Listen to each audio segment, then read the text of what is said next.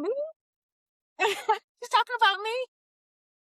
So I will say this, the cool thing, as I was learning a little bit more about your background is that you were an influencer before being an influencer was a thing, right? But first of all, tell me anything else you want me to know, something you've been working on, a little more recently. I've been on a speaker's tour. I recently spoke at Podfest, and I actually just did a marketing showdown at Dentistry's Got Talent at the Yankee Dental Congress. It was like a TED Talk meets America's Got Talent marketing showdown with some of the top marketers in dentistry.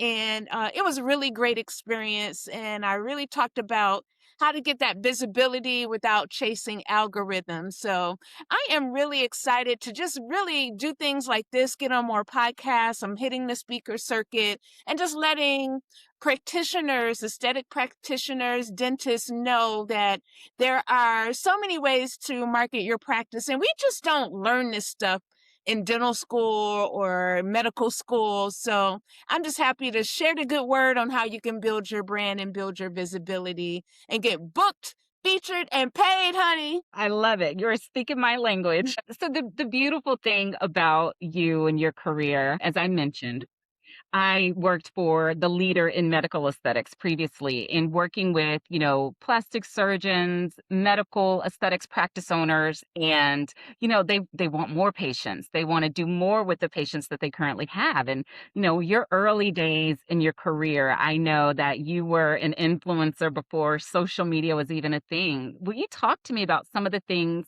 that you did to become a celebrity dentist organically and what you would do differently now if you were just starting out in your career?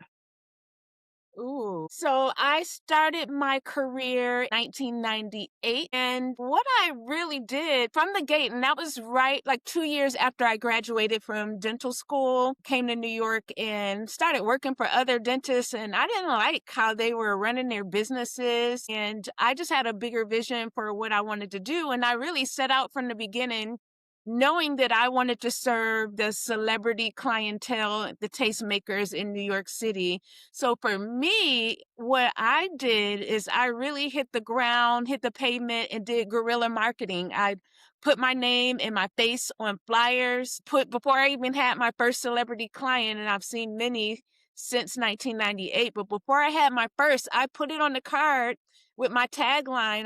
It was like creating Hollywood smiles in the heart of Manhattan because I was right across from Carnegie Hall, right by Central Park. So I put my face in tagline on flyers, postcards, business cards, and I literally hit the streets of New York, just passing my cards out to everyone who I thought needed a dentist and definitely anyone that I thought needed cosmetic dentistry because that was my target, my niche back then. And that was only because there were these brand new shows on television that were coming out like Extreme Makeover and The Swan, where patients started to get an understanding that there are things that can happen with your teeth that are cosmetic that can happen instantly. So once I saw that transformation was being highlighted on TV and people started to ask about it, I started to hone my skills on cosmetic dentistry and I started to take a lot of courses and I started to hit the streets of New York letting people know that, hey, I know how to do this stuff. I have a solution to your pain points. I know you guys out there have yellow teeth, you have crooked teeth, and if I can offer a solution for your problems quickly with cosmetic dentistry. I did my first veneers in 1999. Now everybody's doing veneers, but I literally started doing them in 1999. And that was what helped me before I started doing them before anybody else was really doing them.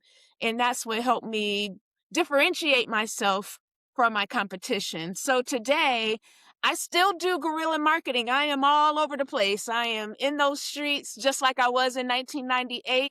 But luckily, the younger folks today have social media, which I didn't have at first. So I think it's a lot easier. I do the same networking that I do in the streets. I do it online now. It's just a different platform, but the same principles, you know, really hold true. I network online, network still in person, and it's very successful for me still. I love that you said, just guerrilla marketing because, that's what it comes down to. There are tools and resources we have today that can make that a little bit easier or accelerate Um, your output. But it all comes down to the same thing, right? Making those connections and then living up to what you're offering, right? right. And Please. what I would suggest is having like your dream. There's a book called The Dream 100, and that's a lot. But if you could get a list of 100 people that you want to do business with that's on your wish list, even scale it down if you don't want to have 100, make it a dream 50, a dream 10, and nurture those relationships. Like you do have access to their DMs. You do have LinkedIn. Make those connections and like and follow them and let them know that you are engaged with them and build those relationships. And that is the easiest way to kind of hit the easy button and get to the people who you want as your target audience and your dream clients. And so if you were today starting out and you were a provider wanting to, target celebrities and become a celebrity provider, is that what you would do? Like what's one of the first couple of things you would do? Would you just start with DMs? Like how would you get noticed? Yeah, I think DMs are great. If you are in a big city, celebrities could be your local newscaster, your local author. So celebrity means the state of being well known. So I'm in New York City where I have bona fide celebrities. I go where they hang out. I definitely hit all the hot spots, which is what I did back in 1998, 99.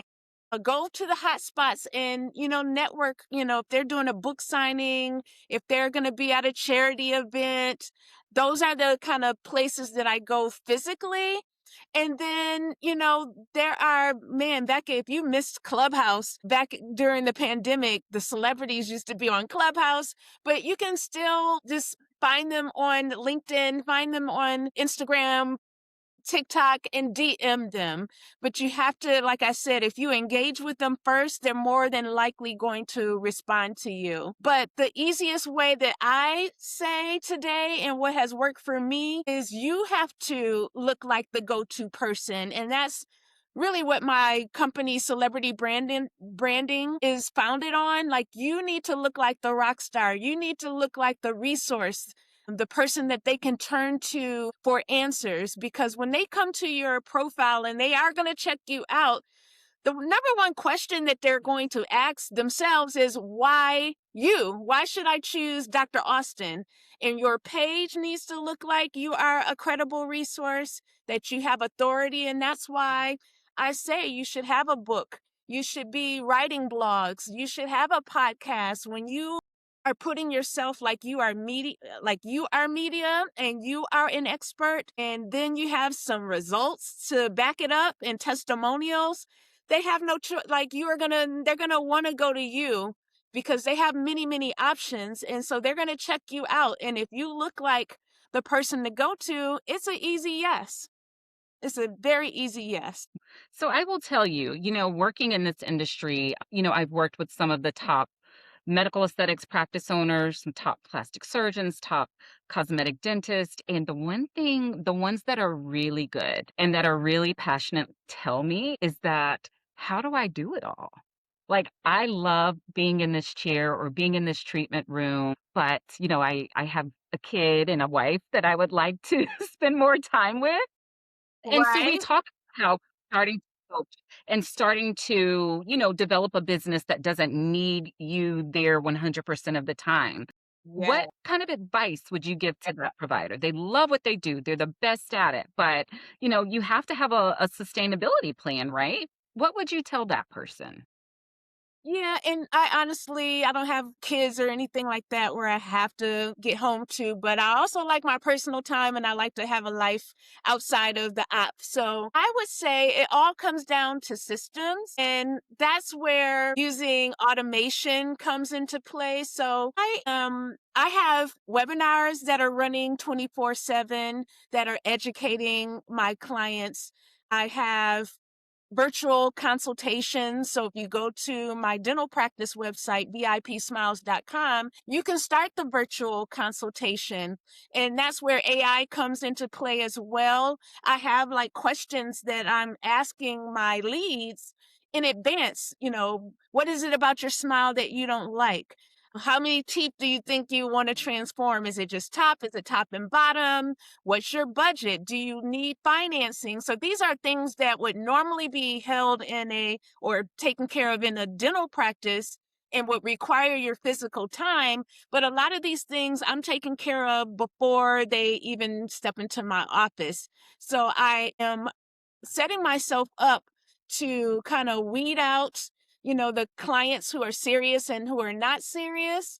And then I offer virtual consultations where I can do these consultations from anywhere, even if I'm on vacation or I'm at a meeting away from the dental practice, I can do it on my own terms. I have a Google Calendar, and I have just dedicated time that's convenient for me, that may be, maybe 1 or 2 hours in the evening. I have just time set aside to take care of those clients. So it comes down to automation, utilizing AI to the best of your ability, and having team members that can step in and handle some of these things too, that they are trained, so that all of the work doesn't fall on you.